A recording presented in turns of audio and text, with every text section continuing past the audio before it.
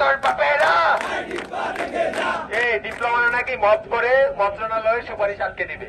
তারা নাকি জ্বালাও পোড়াও এবং রেল ব্লকের মাধ্যমে মন্ত্রণালয়ের সিদ্ধান্ত পরিবর্তন করে দিবে।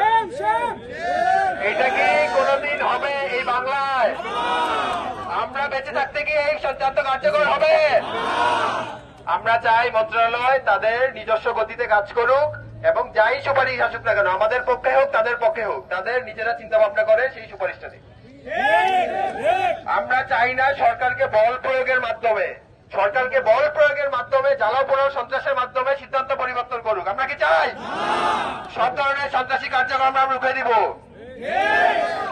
এই আইডি পা দেখে যা, এই রাজপথে তোর বাপেরা, আইডি পা দেখে যা, এই রাজপথে তোর বাপেরা, এই আইডি পা দেখে যা, এই রাজপথে